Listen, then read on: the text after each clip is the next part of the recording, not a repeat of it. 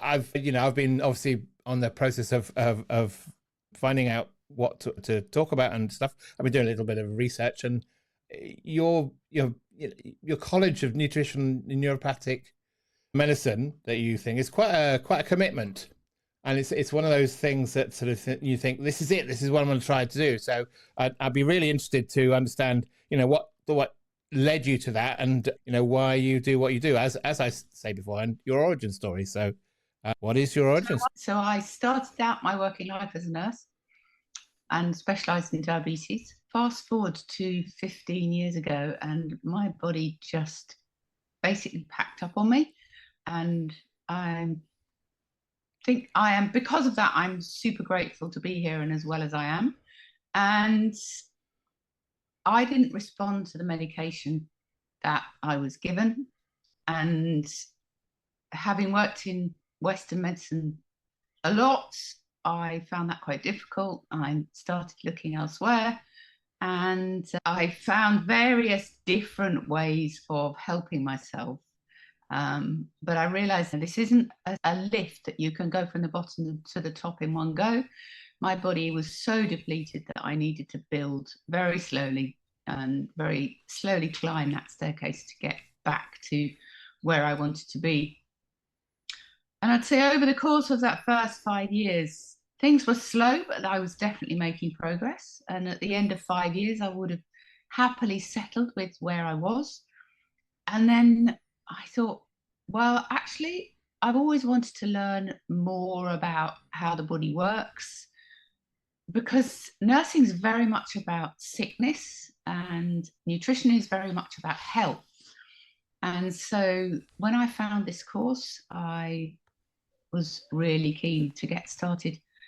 And I started for my own benefit, for my health. And I learned an awful lot at that stage about myself. Honestly, the last 10 years it is now, I feel like I've changed. I've really kind of come into myself. I've become the person I want to be. And that nutrition really helped me to do that. So from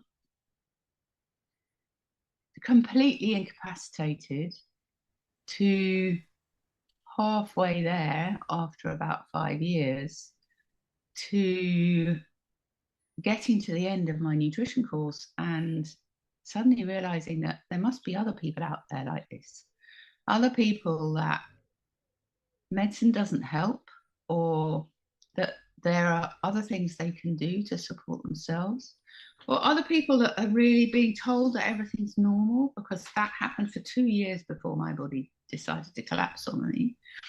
For 2 years, I was being told all my blood tests were normal, and I felt far from normal. So when I got to the end of the nutrition training, I definitely didn't have the confidence to go forward and run a business. So I went on and did the naturopathy training, and I fast tracked the naturopathy training. I did it in 1 year. And yes, it's a commitment. I went to college once a week for 4 years. It's a financial commitment as well. And I'm grateful to those around me that have been able to help me do that. And so many things about that training taking me to a different place, and the naturopathy training giving me the confidence to move forwards and start my own business. So slowly over the course of the naturopathy training, I was starting my business. And I feel like, look at me now, this is a completely different woman from the one that was effectively on her deathbed 15 years ago. So that's my origin story. Amazing story. And it's so often I come across people for whom they initially start the journey learning for themselves, learning to help themselves, to understand themselves, and then realize that what they're learning and what they're getting for themselves is usable for other people. And it's lovely to hear that journey. It's lovely to hear that you've gone through that, and you're now out there helping and supporting others, which is brilliant. I'm also intrigued, and there's a link between my journey and your journey, in the fact that my wife is also a nurse, or was a nurse. She went into as a practice nurse as well. And she, again, as a link, was the diabetic specialist in the practice. So there's an interesting link in that respect as well. Mm. It's also intriguing to learn how you can see or have noticed and mentioned the distinction and the difference between treatment and health. Do you find that a lot in your current sort of treatment with other people? Yes, I do, because, you know, nutrition and the behavior work that I do encompasses the whole person. Medicine in this country is amazing. I have no negatives about it. It serves its purpose in the way that it serves it. However, it isn't serving the whole person. And I think that's what's really interesting, is that there are people now coming out, doctors talking about how important lifestyle and behavior and emotions are in our well-being. There are lots of books out there now, so it's become much bigger. But the majority of medics, to be honest, are looking at using medication to solve a problem, which, as a lot of the medics that I've spoken to say, is just a holding bay, if you like. It's easing the symptoms, but it's not actually having an impact on those. If you were to stop the medication, it's not having an impact on the symptoms per se. So it will ease them while you're taking it, but if you were to stop it, the symptoms will come back. Whereas a lot of the behavior work, the emotional work, the food work is something that you can keep doing and keep doing for the rest of your life. And that is really getting in at the root and looking after the body. And I've had people with emotional issues. We don't revisit trauma, but we do take the hand of that little girl or little boy that's felt lost at some point and take them with us, because they're part of us. And those small things can be massive when it comes to well-being. So I think it's very important to encompass the whole being, both physical, mental, and emotional, rather than looking at one part of the body and going, we need that drug for that part, and that's what we do. A lot of people have said it's so nice to have somebody join the dots and bring everything together.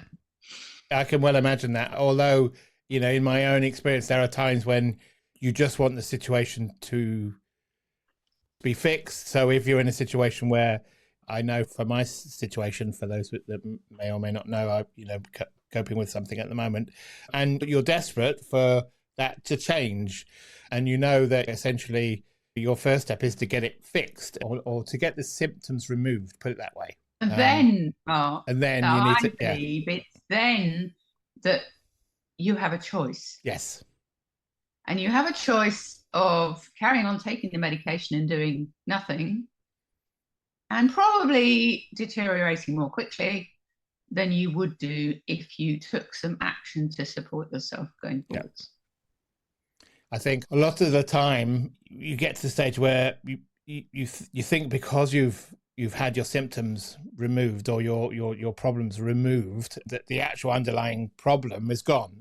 I remember my father-in-law who was taking some medication for a particular situation, and then the situation went away. He stopped taking the medication, and the situation came back.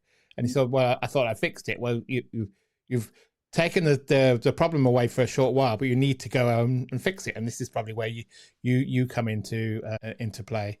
And do you find that that's a conversation that you need to have, or you have with people once they feel as if, you know, they've taken that step, the initial presenting problem is sort of, quote, solved, i.e. they don't feel the problem anymore, but underlying there is still that system. Do you feel you have to?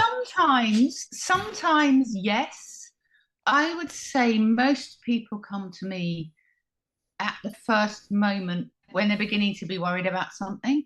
Yep. They might have gone to the doctor and been told everything's normal now, Yeah. but they're very, very well aware that everything's not normal. Uh-huh. And at that point, they're going, well, if I don't feel normal, then something's going wrong. There's nothing wrong enough to take medication. What do I do now? That's It's it. quite often about energy, Yep. and it's also about blood sugar levels. So, you know, the perfect marker, to be honest, is that pre-diabetes level. Mm-hmm. It's a nudge when you're not given medication on the whole, and you're just being a shot across the bow, if you like. Yeah. It's a warning to go, if you start actually taking some action now, and I don't mean drastic action, I just mean sensible action. If you start taking some action now, then you could actually stop this going any further. And you could get yourself back into normal range. And that happens a lot with my clients. Mm-hmm. We do small things that make a big difference to that blood sugar. I'm really not someone who suggests cutting everything out. Yep. I'm very much a person that suggests putting things in, because I believe that if we put the right things in, then the less good things start to drop away. Mm-hmm. If you're eating well, you get less sugar cravings. You get less desire to eat the things that aren't suiting you. If you're eating well, your cortisol levels stay more stable. Your stress management is better. And also, if you're looking at yourself, if you're aware of yourself, and I mean that in every sense of the word. I mean, how your gut's behaving, how your brain's behaving, how your emotions are behaving, how you're behaving towards other people. The minute you start being more conscious of that, you start to take notice of it, and you start to go, oh, I don't actually like that very much, or I wonder if there's anything I can do about that, or I wonder why that's happening. And those moments are absolutely massive. Those moments of, I wonder what I could do about that. And for that reason, when I'm working with someone on my program, they have me on WhatsApp, because they can ping me a question at any point. Because, you know, when we get that light bulb, that moment, if we don't act on it, then it's gone, isn't it? Yeah. I always say to people, you know, I might not answer immediately, but I would like you to put the question in immediately, because otherwise you'll forget. That's a great statement. I like the fact that that's in there. I mean, you're very right. If you forget or put it to one side, you go back and you forget. You know, how many of us have not written something down, wandered into a room and forgotten about what they were in there for the first place, because they didn't take that action to record it or remember it. I'm also intrigued that it seems to be that you're dealing with people for whom they have this underlying, like you said, underlying recognition that there's something not quite right, yet modern or Western science is not able to identify that. So they're feeling a little bit, there must be something I can do. Maybe I should try some alternatives. And it sounds like you fit that and you help and you support them. Because in that instance, you're not at the stage where they've had their symptoms removed, because their symptoms are still there. You're probably not quite at the stage where you need to pull the intervention of Western sort of medicine in. You've got a flat sort of surface to start with, which seems like it's almost a better place to start when you're at that stage, because you can then start to use your knowledge and your experience to explore Exactly. the alternatives. Exactly. Very much so. I mean, you know, if somebody comes to me and I see medical red flags, I'll be straight back to them, say you need to see your doctor, and you need to get a new set of blood tests. I need you to go and tell them about this. Otherwise, we'll have a really good look at what's going on, what lies behind it, what's going on emotionally, and sit with it and work out how to move forwards together, because it's not about me telling people what to do. Yep. It's about discovering a pathway together that helps. Because what I want for my clients is not to be dependent on me. Mm. I want them, and this is not a good business model. I want them to fly. I want them to, the end of 3, 6, 9 months, yes, it can take that long, that they actually have the tools to go back to what we talked about and go, oh, I know what I could be doing here. I know what would help me here if something were to happen in the future. But I want them to get to a point where they can actually, the momentum is there. And I think, well, you're right. And this is primarily a business podcast. We talk about all kinds of weird things. I would argue that it's not necessarily a bad business model to start leaving people with the skills and abilities to continue on their own at some level, because there's always going to be a situation where, because you're still carrying on in your expertise and you're still learning as you go along, there are going to be situations where they may need to come back to you. So it may not be one of those, immediately repeatable business. Toilet paper. You bought toilet paper, you're always going to need new toilet paper. There is always going to be another situation at some time down the line where they may need to come back for you. And if you've left them with that feeling of competence, and if you left that feeling with you're helping and supporting them, you're not trying to get them addicted to you in some respect, that kind of feeling of feeling heard and listened to, that helps them have that good feeling to come back to you. Referrals is a great sort of a way of getting businesses. And if you leave people with good understanding of that, I mean, for instance, your testimonials all speak about the way you help, and you explain in a sensitive way that I would imagine comes from a little bit from the being a nurse as well, and having to deal with all kinds of people in lots of different ways. You have to explain things in a way that other people understand. Yeah. And sometimes that's not belittling other people, because their world is something different. Yeah. They will have knowledge that I don't have. But I'm very much about explaining the mechanisms of diabetes, explaining the mechanisms of digestion. I explain the impact of the change in sex hormones on all of us, post 50 particularly, on our health and what happens. And I mean men and women. Yeah. And I think the impact that those hormones have on our stress mechanisms is massive. And if we don't understand that, then how are we to adjust who we are, the way we live, to accommodate for that, and therefore stop the illness coming later down the line? Because we all know stress is the major factor in illness, disease. It's the main thing that causes inflammation. And taking notice of it and giving ourselves space and time to go, oh, what's happening here? Where did that come from? And how do I deal with this? Rather than spiraling into reaction. The instructions can be very simple. Yeah. The action taken isn't always as simple to do as we think it might be.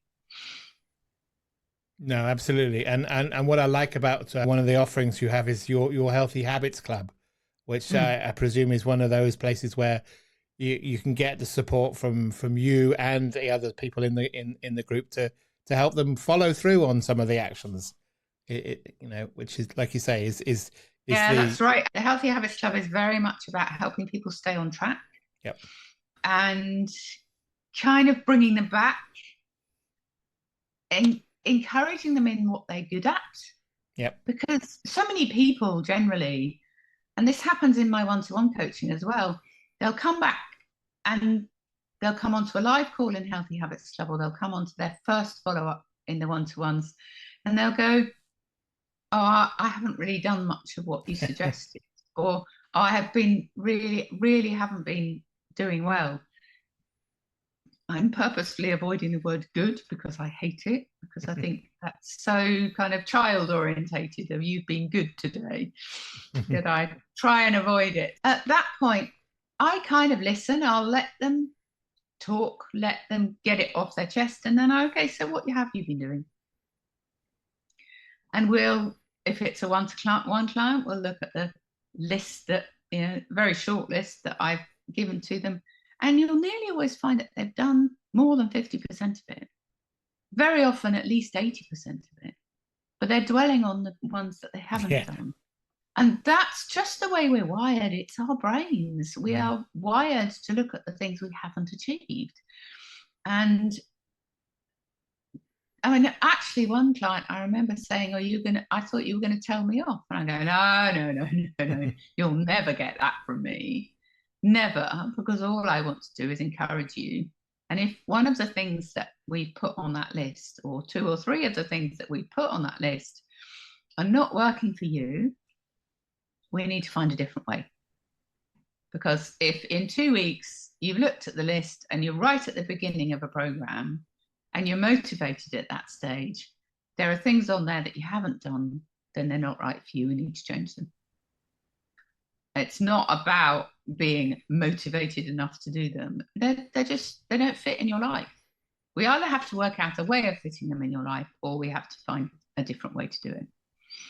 And then in the Healthy Habits Club, they come into the group, and one of them will have done something, the other will have done something different. If there's one that's a bit down, they'll all be coming back. Oh, I did that. Oh, that happened to me last week. Oh, yeah, no, well, this is what I did to come away from it. And they'll share food and they'll share experiences, but they'll also share wins. So, yesterday there was a message on the Healthy Habits Club WhatsApp group from a lady who she'd written what she'd had for breakfast.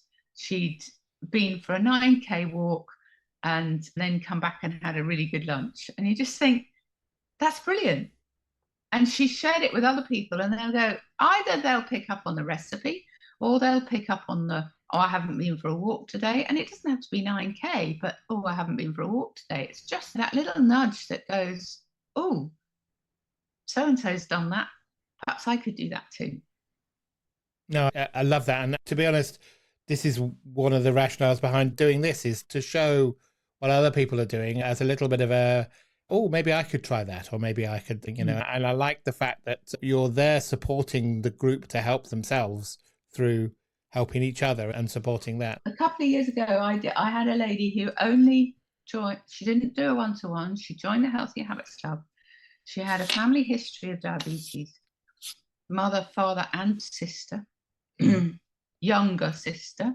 She was just coming up for 50, and she said to me, I don't want to get it. Yep. And I went, okay, we can work on that. And over the course of 2 years of taking things gently, steadily, in a very livable way, being a member of the Healthy Habits Club, she got her blood sugar down 7 points. It was never out of normal range. She's gone from having a 60% chance of developing diabetes to a 0.6% chance. And the doctor, when they came in with the second lot of blood tests, actually said, I think I've got the wrong blood tests here. I'm going to have to go and check, because they were so different. And there was a gentleman in the other room who'd come in at the same time as her originally, and his chance had gone up and hers had massively gone down. Yeah. She wasn't perfect by any stretch, and we don't need to be perfect to get things to improve. I think people think that they do need to be perfect, but life is not about perfection. We all get things wrong. We're humans. It's just life, isn't it? Yeah, and I love the message you're saying there is, small, doable changes can add up and compound over time to make big changes, which is, I think, is what you're saying, and where the benefits of something like the Healthy Habits Club, where you can have people helping each other make the small changes that need to, and to keep on making those small changes that compound and build up over time. And you'll always have people on different stages of their journey in Yeah. there as well, and that boosts the ones who are further on and supports the ones who are coming up. So, it's lovely to watch the camaraderie in the community. Yes, which I love as well, and which takes me to the comparison between the small changes in your health to that we talk about that compound over time, through to the small changes you take in your business to compound over time. What would you say are the little steps that you take day to day, week to week, that have helped you get to where you are now in terms of your business? Again, it's very interesting you say that, because it's about starting small and growing when you feel able to grow, or when it's not too much of a stretch. You need to stretch a bit, because you'll never grow unless you stretch. But pushing a stretch that's too much actually means, for me, I retreat. Mm-hmm.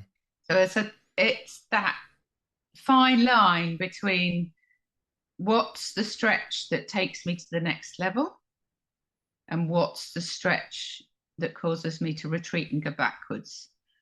And it's happened repeatedly over the course of, it's 9 years now, that you get into that kind of hollowed out feeling of, oh, I don't want to do this, I haven't got, that kind of stuff. To be honest, usually that's tech for me. Usually it's a level of tech that, honestly, if I look at what I was like when I very first started and what I'm doing now, I'd never have believed I was capable of what I'm doing now.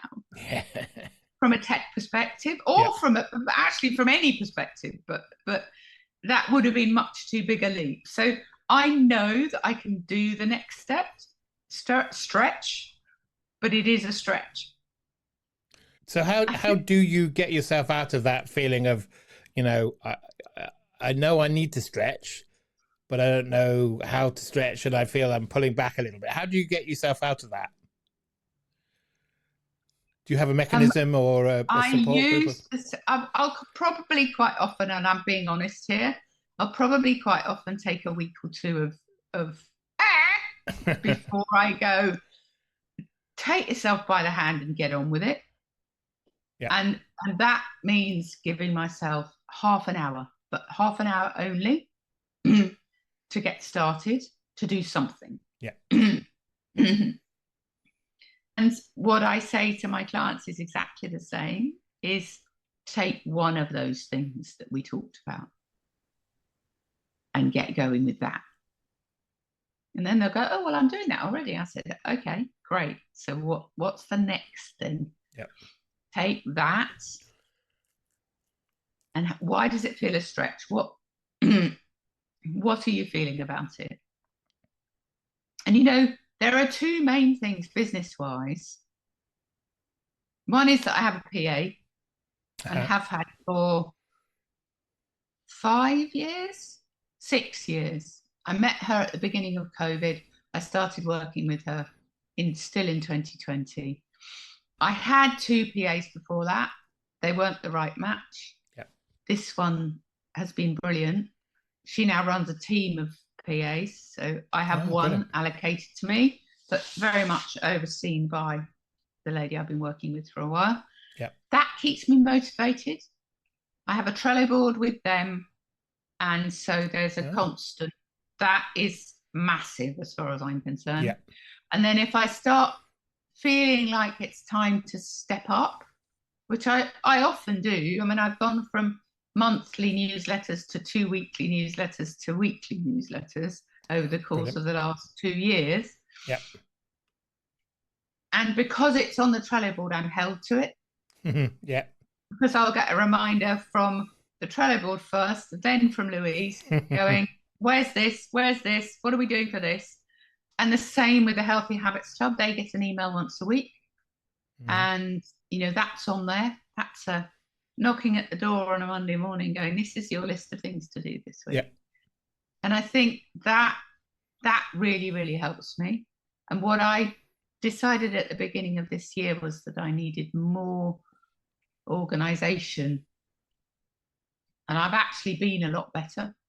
So, I'll have a one-to-one session with my VA and go, right, how can we deal with this? She's very good at organizing things. So the PA, and also I've worked with various different coaches over the 10 years. Yeah. Partly because working on your own is tricky. Also because nutrition training doesn't train you for business. Yeah. It doesn't train you for growth, business-wise. It doesn't train you for tech. So, and also, I work a lot with intuition, my intuition, with the intuition of the client. Mm-hmm. And I use that in my business growth as well.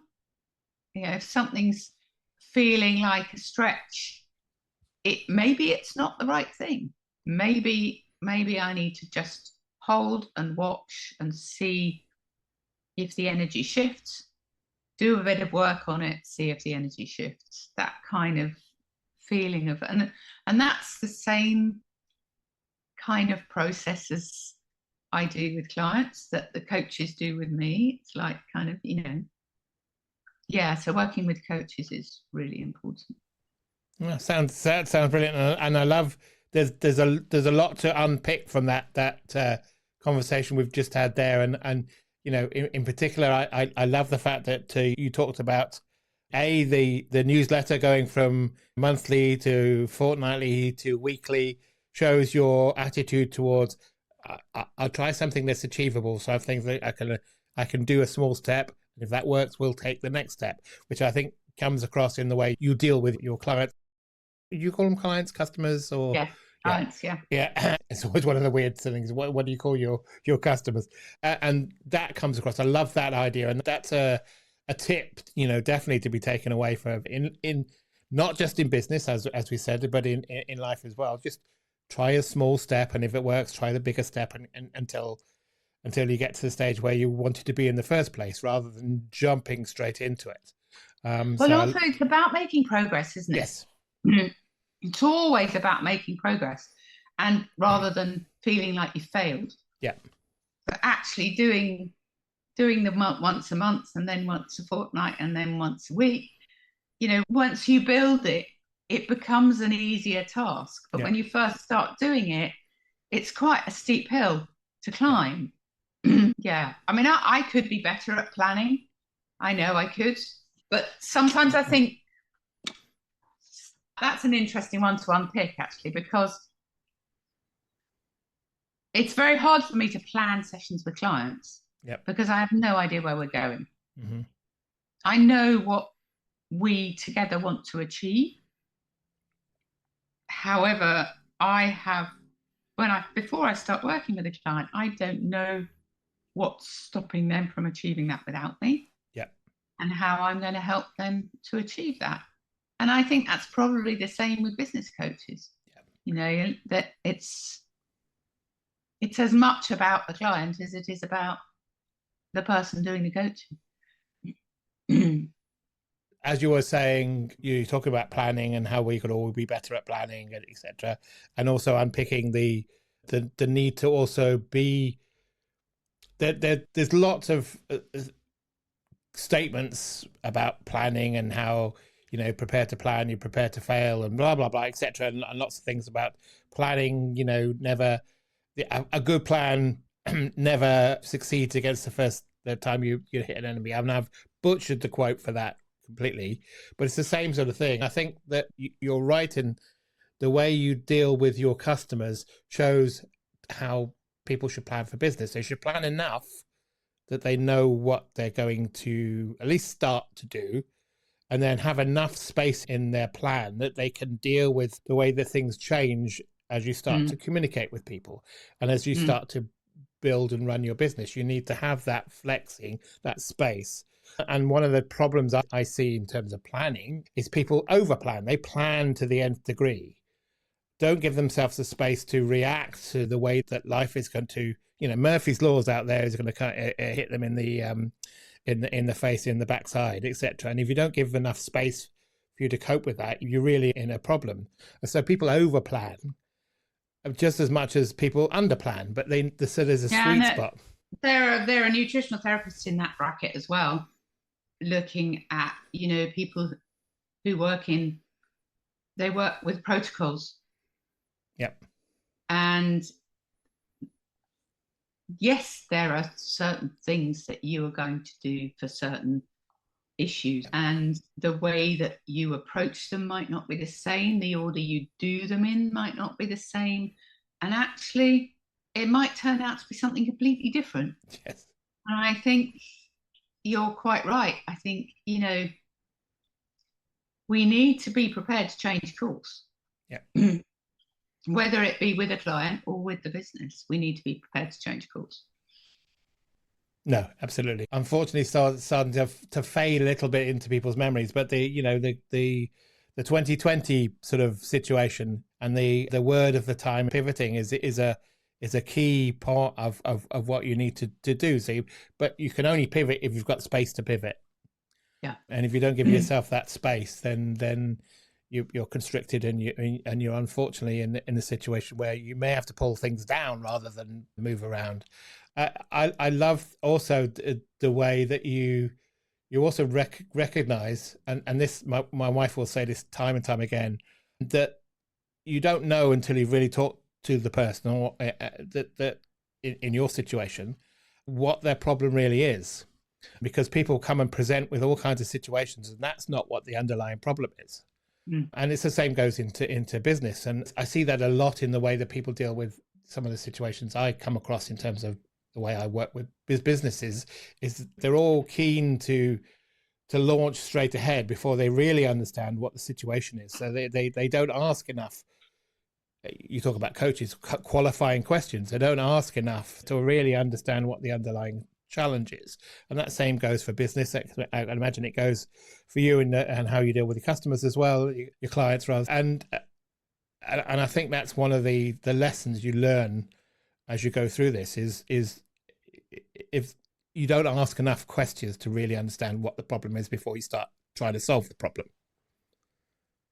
And it's why I've always had a 2-hour consultation to start with. I've recently, over the last couple of months, started splitting that into 2 separate hours. We do 2 separate hours in the same week. Yeah. They have to be in the same week. And the point of that is actually to give both myself and the client a bit of breathing space, a bit of time to think, a bit of reflection on what we've already discussed. And also because what happens is it jogs their memories, and then they'll come back for the second hour going, oh, I remember this, or this happened alongside this. And they begin to get a bit more of an understanding of what I'm doing and why I'm unpicking their life, if you like, looking at not opening up wounds, but just seeing a bigger picture. Because so often there is a bigger picture. And we think our body's failing us, but actually there's something in the background that when we acknowledge and recognize it, the level of stress in our body suddenly recedes. And that's not about having to, revisit, talk about all the situations, all that sort of stuff, but it is about acknowledging and recognizing. And you go, okay, well, that happened to me. How can we bring that into the present moment and move forwards without the level of stress? We can't say it didn't happen. We can't clear it from our memory bank, if you like, but we can be aware that it could be impacting us. And that's the same in business, isn't it? Yeah. Because, you know, there'll be things. I mean, I had a terrible money mindset. It's better. I won't say it's perfect. It was a really hard thing for me working out how to charge people, how to manage money, how to spend money, how to not spend money when I didn't need to, how to have faith in myself around money. And even talking about that now, I can feel it in my body. I know it's not my strong point. So it's the same thing that I'm talking to clients about. Is what is it that, you know, my body's, I can feel it in my body, is what I said. Yeah. What is it that you can feel in your body that makes, you know, that we could actually go, where does that come from? Yeah. And let's just be aware of it.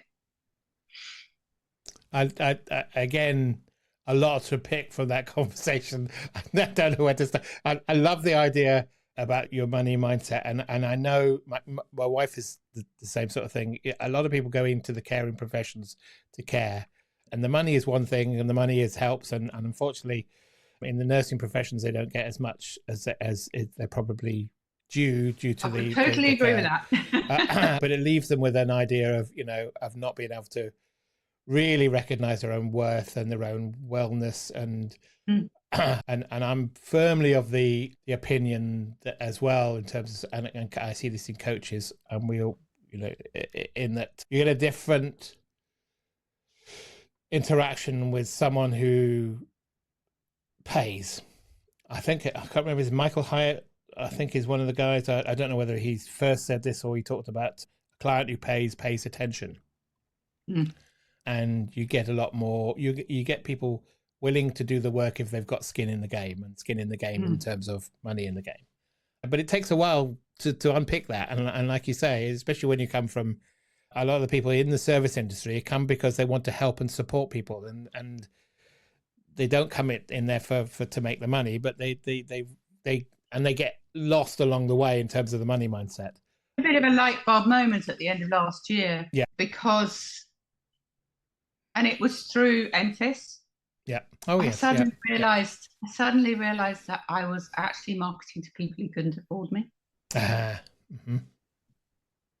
then feeling bad because they couldn't afford me. And then I had to work out how to get into the different rooms to get in front of the people that can. Yeah. And I think it's that recognition and awareness. So I go back to what I was saying about clients. It's like going, oh, that's what's going on here. Yeah. That's what's going on here. Step up, go into different rooms. Not huge, massive changes, but 2 or 3 events last year, a couple of events this year. I've just, you know, if I see something I think is that stretch that is enough but not too much, I'll do it. I've just booked to go to a Zoe Cairns thing at the end of April, and it's about not being scared to move into a new room. Yep. So every room you go into is a networking opportunity. Every room you go into is a marketing opportunity. Yeah. I run a networking group, and people come to those networking groups selling themselves. Yeah. Yeah. And then very well, certainly in our meeting, they very quickly get the idea that we're not actually selling ourselves. We're telling people who we are, why we're doing what we're doing, in the hope that they might know somebody, or they'll remember us when they're talking to somebody. And it might be 2 years down the line and you'll go, oh, I know somebody who deals with that. It's not about selling to the people in the room. No, and you're very right. I very much in the case that people forget that networking is about networking. It's not about selling. It's about building a network of people who can help and support you. And one of the ways they can help and support you is to refer you to people who they know that you might be able to help, which they also don't always understand adds value to your business by being able to refer your client or your someone To you someone deal else. with, because essentially you're helping someone without doing the helping.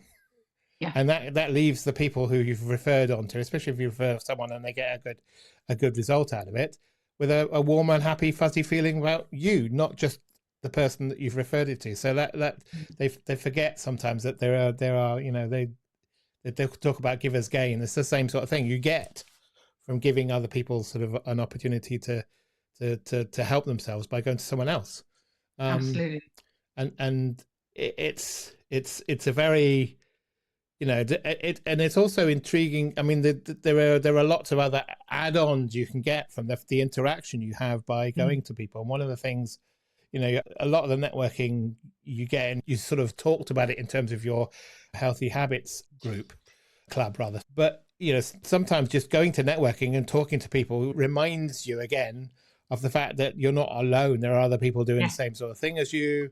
You might think you're facing the problem that's unique to you and you're the only one who's facing it and it's really hard, etc. You come across in these groups and they've all come across the same problem. They all got different ways of solving it, and they might have approached it in a different way that you think, oh, well, I'll have a go with that. So you never know what you can get out of a communication like that. And I think networking, if you go into a networking or a group, like you say, into a room with that kind of feeling, you're always going to gain. And it is very much about, you do it because you work on your own. Yep. You do it to make connections, because human connection is one of the most important parts of health. Yeah. And you do it to increase your own energy and get ideas. No, absolutely. And if you go into it with that attitude, it's very different from going into it thinking you're going to get sales. It's almost like the sales and the referrals are a side product of what you're going to networking for. And when you, like you say, when you approach it in that way, it's so much more of a richer, event sort of thing. And I love that. And like you say, that unfortunately there are some people who have yet to really understand that. I'm not saying that this is networking wrong, but they don't understand that yet. So they haven't come across that term, that the interaction with the other people is the thing, not necessarily the sale. The sale comes as a side effect. Yes, I love that. And like you say, more power to your networking if that's what you're doing. The other thing, this podcast is as a live that I used to do in the middle of the week. It grew out around the COVID time when there were people sort of struggling about going day to day, knowing what to do and what's happening. And it was just more of a matter of saying, here we are in the middle of the week. This is a chance to rebalance and start for the next part of the half of the week. And how do you cope day to day? You talked about planning. You talked about having a Trello board.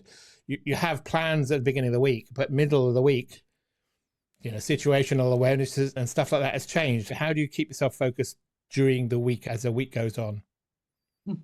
I've actually just changed the way I deal with that kind of planning. Yeah. I always used to have my lists within my notebook where I've got client notes, where I've got whatever notes they are. But what I've actually done, and because I didn't use my 2025 diary as an admission, I'm actually using my 2025 diary and putting my lists in the diary. And what I've found is that because it doesn't actually matter what day they're on, but they're there, they get ticked off. If they don't get ticked off, they get moved on to the next day. And I know the ones that need to be done. And I quite often I'll do the simple ones first so that I feel the momentum. Yeah. Because also I know from my brain that if I do the simple one first, I've achieved something. I've got my brain working, and then I start getting the intuition and the creativity which I need to write a blog or write an email to an audience or write an article for my Healthy Habits Club or whatever it is, that I'll have got myself past that block point. But I also have a little piece of paper on my desk which says, what mood am I in? What it's done for me.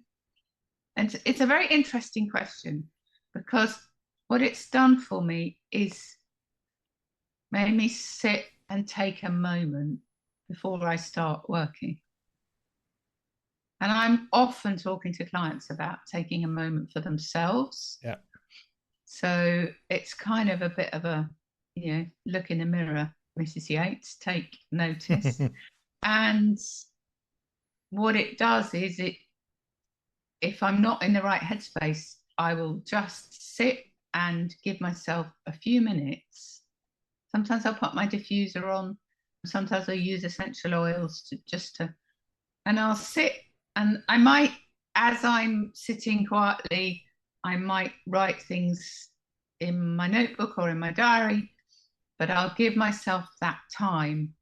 And actually what I found is I'm doing that more, and I'm much more productive because of it. So I'm actually giving myself space to think rather than trying to push myself too hard. I love that little idea. I love the idea of getting yourself a kickstart, because I remember a quote saying, start your day by making your bed. So at least you started a day with a I've just read that. It's called Make Your Bed. Yes. And it's brilliant. I love that idea of do something simple to kickstart your way to go into something. Yeah. So even if the worst comes of, if your day goes to pot, you've got your bed made. You've done one thing. And I also love the idea, and which is, I think it's a brilliant thing. And again, it harks back to a book I read a long while called Fish, but it's about choosing your attitude and being conscious about what your state of mind is, because so often if we're not careful and we're not conscious about it, that attitude and that feeling takes control of you rather than you having more control over it. And I love the way that you've got that little statement or little post-it to remind yourself to take that beat before you start to do anything, to recognize where you are in your emotional state or whatever state. It's brilliant. Love You've that. Got a really good point there, and it's something that I bring up with clients all the time. But actually, we're allowing our nervous system, our stress mechanisms to spiral. Yep. But actually, if we stop for a second and just ask ourselves a quiet question, we suddenly go, oh, actually, there isn't any real danger around here. Because that's what stress is designed for. It's designed for us to run away from danger. And 21st century stress is very, very different. Yeah. And actually just catching ourselves. And that's what this piece of paper does. It helps me catch myself and go, what mood am I in? And rather than saying, what are you going to do today? It came from someone else and I just loved it. I just thought, it's so simple. However, it really gives you it gives you that permission to just go, oh, how am I feeling today? What is going on here? And I like the way you talked about permission. It gives you, we hear that it's okay to be not okay, but this sort of gives you that permission to recognize that, today, you may be all gung-ho with loads of energy, ready to take on the world, but the next time you go through it, you might be a little bit slower, a bit down, something's affected you. Recognizing that and understanding that and being conscious about that helps you move through it quicker than just letting it take over you. I like that statement. I think we should all have a go. I recommend everyone who's listening to this, have that little post-it in front of you and take that little beat. Brilliant. Thank you very much for that. If there's one thing, that's brilliant. I'm conscious we've been this is a conversation I'd love to carry on for a long time, but I'm conscious we've been already talking for an hour, which is lovely, and I haven't got to one of my favorite parts of the conversation, which is the book. So we're going to have to revisit and come back again sometime to carry on, because there's a lot to unpick from this conversation that I hope people have enjoyed. But before we do that, one of my favorite parts is books, because I love a book. I'm a book file and I love a list of other people's books. So I like to ask this at the end of the conversation, is there a book that you have recommended or given to people sort of a lot of times that you would recommend to people here? Interestingly, I've got two. Brilliant. One is a novel, Yep.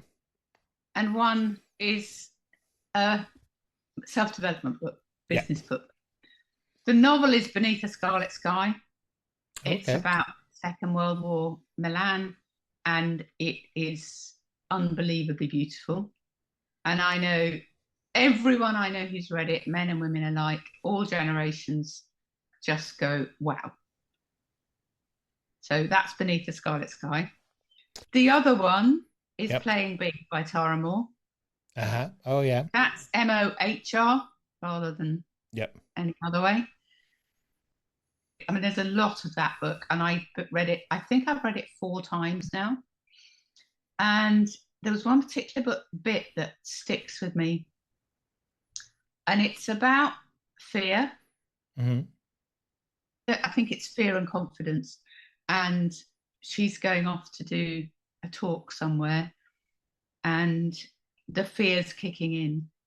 And what she decides is that fear should always be allowed to be there, but be kept under control, if you like, in the back seat, and that the confidence sits in the front seat, so that you can think of fear in any way. I mean, I will always tell myself I'm excited about this.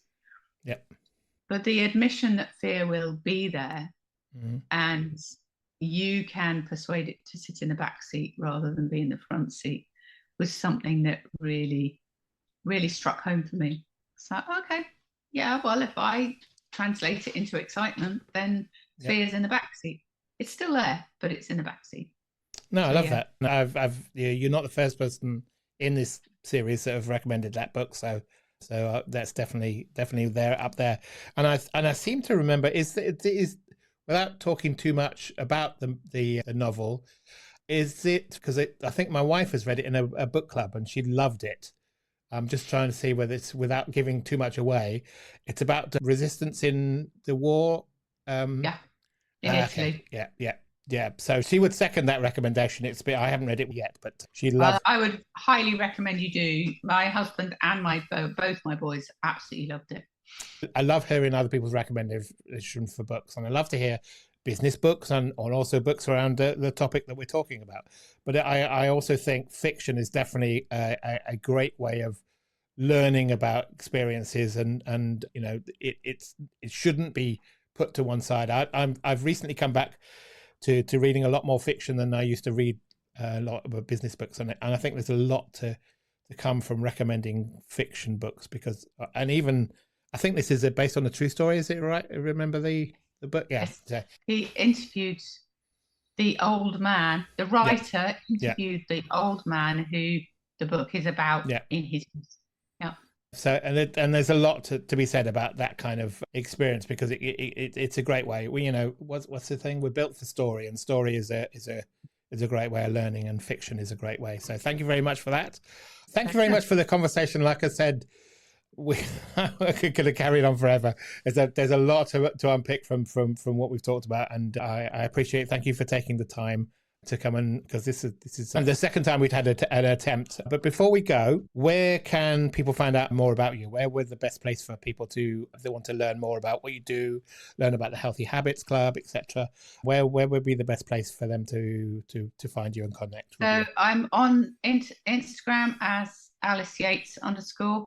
If you note the spelling of my name, it's an unusual way of spelling it.